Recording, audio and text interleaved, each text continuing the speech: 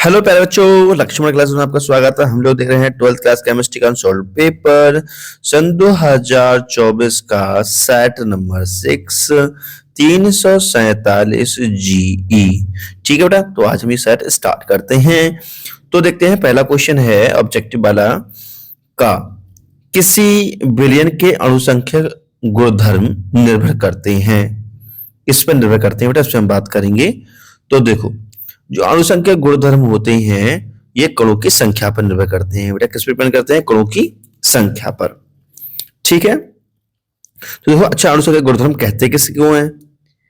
विलयन के भी सभी गुणधर्म जो विलय की मात्रा या कणों की संख्या पर निर्भर करते हैं अणुसंख्यक गुणधर्म कहलाते हैं। ठीक है, ये हमसे पूछा नहीं था बट हमने एक्स्ट्रा में आपको समझा दिया है। अब हम देखते हैं अगला, के MnO4 में Mn का ऑक्सीकरण संख्या क्या होगा? तो इसका होगा प्लस का 7। कैसे होगा? ये रहा इसका सोल्यूशन। देखो बेटा, k की प्लस की 1 होती है, Mn का x मान लिया हमने, 4 - 2 = 0, 1 + 7 - 2 = 0। ठीक है, तो 1 + x - का 8 = 0, उसका घटा लेंगे तो आ जाएगा x = प्लस का 7। अगर देखते हैं अगला हमारा जो क्वेश्चन है, CONH4 Cl2 उसके बाद Cl में कोबाल्ट की ऑक्सीकरण संख्या क्या होगी? तो बेटा कोबाल्ट की जो ऑक्सीकरण संख्या होगी यहां पर 6 होगी। बेटा क्या होगी? 6 होगी। निकाल के भी आप देख सकते हो। चलो निकाल कर देखते हैं इसकी ऑक्सीकरण संख्या। तो बेटा देखो, यहां पे ये होगा इसका x। ठीक है बेटा, तो यहाँ पे 6 नहीं, हमें लगता है 3rd होगी। ठीक है, गलत यहाँ लिख गया है, 3rd होगी। कैसे बेटा? देखो, x प्लस का 4 × 0 प्लस का 2 - 1 ठीक है बेटा, प्लस का 1 = 0। ठीक है बेटा, तो ये कुल मिलाकर हो जाएगा x माइनस का 3 माइनस का 1 = 0। ठीक है, माइनस का 2, तो ये जाएगा x - 3 = 0, तो जाएगा x = प्लस का 3। तो x = यहाँ पे क्या आएगा? 3 आ जाएगा बेटा। यहाँ पे ये वाला ऑब्जेक्टिव नहीं होगा, कौन सा होगा? 3। ठीक है, क्लियर। चलो अगले बढ़ते हैं हम लोग। अगला जो क्वेश्चन है, इटार्ट अभिक्रिया में टॉलुइन को 2 बार लिख गया है, यहाँ पे 1 बार लिखना है बेटा। ठीक है, इटार्ट अभिक्रिया में टॉलुइन को बेंजल्डिहाइड में ऑक्सीकृत करते हैं। कैसे करते हैं बेटा? क्रोमिल क्लोराइड से करते हैं। ठीक है, चलो अगले बढ़ते हैं हम लोग। बेंजीन डाइएज़ोनियम क्लोराइड की अभिक्रिया क्षारीय माध्यम में फिनॉल से होने पर प्राप्त क्या होता है? तो बेटा इसकी रिएक्शन हमने नीचे शो कर दी है। देखो ये रिएक्शन है, हमने इसकी रिएक्शन करा दी है ये वाली। फिर सुनो बेटा, देखो किसी से करानी है, बेंजीन डाइएज़ोनियम। ये बेंजीन डाइएज़ोनियम की अभिक्रिया, बेंजीन डाइएज़ोनियम क्लोराइड की अभिक्रिया, यह है बेंजीन डाइएज़ोनियम क्लोराइड की अभिक्रिया क्षारीय माध्यम में फिनॉल से कराने पर। बेटा ये क्षारीय माध्यम में हम फिनॉल से रिएक्शन करा रहे हैं, तो हमें प्राप्त होता है पैराहाइड्रोक्सी। यह पैराहाइड्रोक्सी एजोबेंजीन, ये नारंगी रंग का होता है बेटा। ठीक है ना, ये रिएक्शन भी आपके लिख के दे दिया हमने।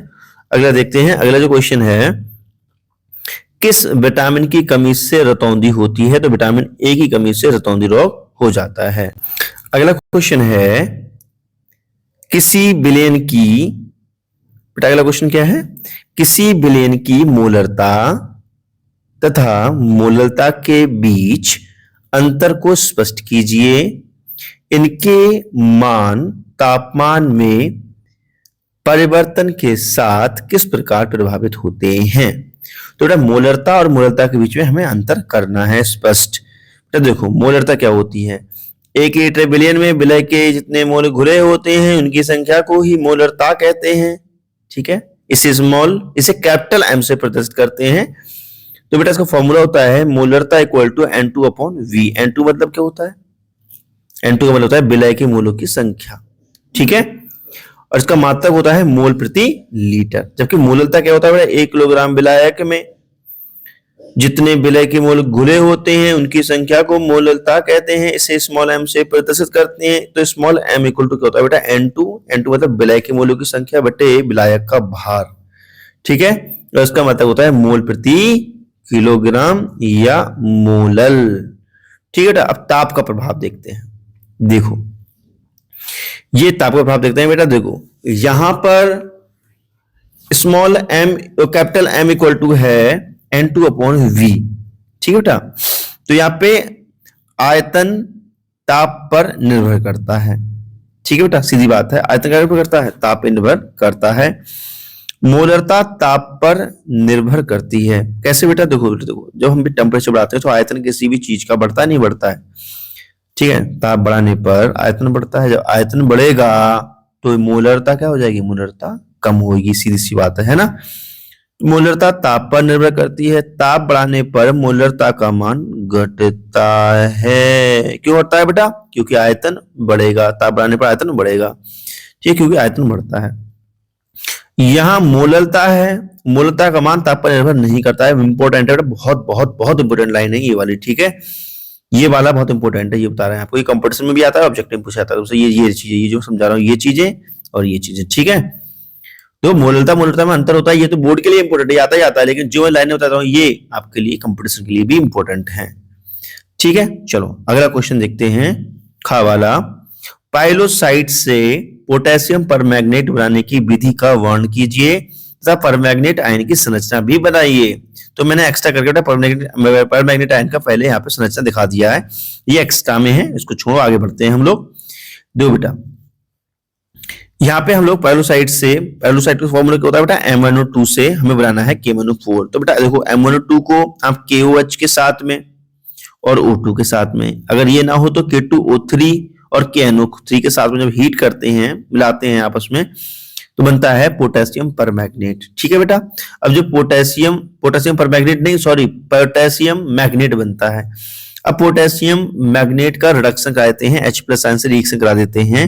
तो बेटा देखो क्या होता है, डिस्प्रोपोर्शन रिएक्शन होती है। क्या होती है, डिस्प्रोपोर्शन रिएक्शन होती है। एक बार ऑक्सीडेशन बनता है तो बनता है KMnO4, एक बार रिडक्शन होता है तो बेटा हमारे लिए ये बन करके आता है, सो होता है डिस्प्रोपोर्शन रिएक्शन या असमानुपातन अभिक्रिया। ठीक, तो इस प्रकार हमारा बेटा KMnO4 का फॉर्मेशन होता है। अब देखते हैं structure formula of MnO4 negative. ठीक है बेटा, तो इसका फॉर्मूला ऐसा बनता है, ये मतलब इसका स्ट्रक्चर ऐसा है। ठीक है, चलो अगले बढ़ते हैं हम लोग। अगला जो क्वेश्चन है हमारा, उपसहसंयोजी यौगिकों में आयनन समव्यवता तथा बंधनीय समव्यवता को उदाहरण सहित क्लियर कीजिए। ठीक है बेटा, तो आयनन समव्यवता क्या होती है, ऐसे कॉम्प्लेक्स जिनके मॉलिक्यूलर फॉर्मूला सेम होते हैं बट यह जल में घुलने पर अलग अलग प्रकार के आयन देते हैं, आयोनाइजेशन आइसोमर कहलाते हैं। तो इस घटना को आयोनाइजेशन आइसोमेरिज्म कहते हैं। ठीक है, तो देखो अगर इस कंपाउंड को हम वाटर में घोलेंगे, ठीक है, तो हमारे पास ये वाले बेटा इसमें आयन प्राप्त हो रहे हैं। इस वाले कंपाउंड को वाटर में घोलेंगे तो इसके ये आयन प्राप्त हो रहे हैं, जबकि मॉलिक्यूलर फॉर्मूला दोनों क्या है, समान है। ठीक है ना, तो ये कहलाएगी आयोनाइजेशन आइसोमेरिज्म। ठीक है, अब बंधनीय समव्यवता देखते हैं, लिंकेज आइसोमेरिज्म देखते हैं। लिंकेज आइसोमेरिज्म क्या होता है, लिंकेज आइसोमेरिज्म केवल उन कंपाउंड में पाया जाता है जिनके पास एम्बिडेंटेड लिगेंड्स होते हैं। ठीक है बेटा, किनके पास पाया जाएगा, जिनके पास एम्बिडेंटेड लिगेंड्स होते हैं। तो बेटा देखो यहां पर ये जो एम्बिडेंटेड का मतलब होता है उभयदंती। क्या होता है बेटा, उभयदंती लिगेंड्स। ठीक है, तो यहां पर देखेंगे बेटा, यहाँ पे NO2 हमारा उभयदंती लिगेंड है, पॉइंट ऑफ लिंकेज N है यहाँ पर। ठीक है, और ये भी उभयदंती लिगेंड है, यहाँ पे इसको लिख सकते हैं बेटा, इसमें क्या है, ये है एम्बिडेंटेड लिगेंड है बेटा। ठीक है, यहाँ पॉइंट ऑफ लिंकेज O है। ठीक है, अच्छा एम्बिडेंटेड लिगेंड्स कहते किसे हैं, एम्बिडेंटेड लिगेंड्स वे होते हैं बेटा, सुनो, एम्बिडेंटेड लिगेंड्स ऐसे लिगेंड्स को कहते हैं जिनके पास दो डोनर आइटम होते हैं बेटा। एक तो देखो यहाँ पर O है नहीं है, दो O है बेटा। देखो एक तो O यहाँ डोनर आइटम है, ठीक है, और कौन है, N है, ये भी डोनर आइटम है और ये दोनों डिफरेंट डोनर आइटम है। ठीक है, तो इसको हम क्या बोलेंगे बेटा, एम्बिडेंटेड लिगेंड्स कहते हैं। ठीक, तो अगला हम देखते हैं, हेलो एल्केन में एक और नाभिक रागी प्रतिस्थापन या SN1 रिएक्शन की मैकेनिज्म लिखिएगा। तो बेटा देखते हैं इसकी मैकेनिज्म। तो फर्स्ट है यूनिमोलिकुलर न्यूक्लियोफिलिक सब्स्टिट्यूशन रिएक्शन का फर्स्ट स्टेप देखते हैं हम लोग। तो देखो हमारे पास 2 ब्रोमो मिथाइल प्रोपेन है, हमने इसमें वे से रिएक्शन करा रहे हैं, तो यहाँ पे Br नेगेटिव देखो निकल जाता है। और हमारा ये प्राप्त होता है Br नेगेटिव अलग हो जाता है, OH जाकर के यहाँ पर जाकर के अटैक कर देता है। यहाँ पे क्या होता है, यहाँ पे जो OH होता है ये अलग OH जाकर के यहाँ पे लग जाता है, तो यहाँ पे ये प्राप्त हो जाता है हमारे लिए, Br नेगेटिव यहाँ से चला जाता है टेंशन में आकर के। ठीक है ना बेटा। अब देखो हमारे लिए ये SN1 टू स्टेप में कंप्लीट होती है रिएक्शन। ठीक है बेटा, ये स्टेप टू स्टेप में कंप्लीट होती है रिएक्शन। तो हमारा देखते हैं यहाँ पे बेटा हमारा, ठीक है, SN1 रिएक्शन हो गई। स्टेप देखते हैं टू स्टेप है। पहला स्टेप क्या था इसमें, पहला स्टेप ये था बेटा कि यहाँ पे देखो आई इफेक्ट है, आई इफेक्ट होने के कारण है जो यहाँ पे Br अधिक इलेक्ट्रोनेगेटिव होता है, ये स्लो रिएक्शन है बहुत ज्यादा।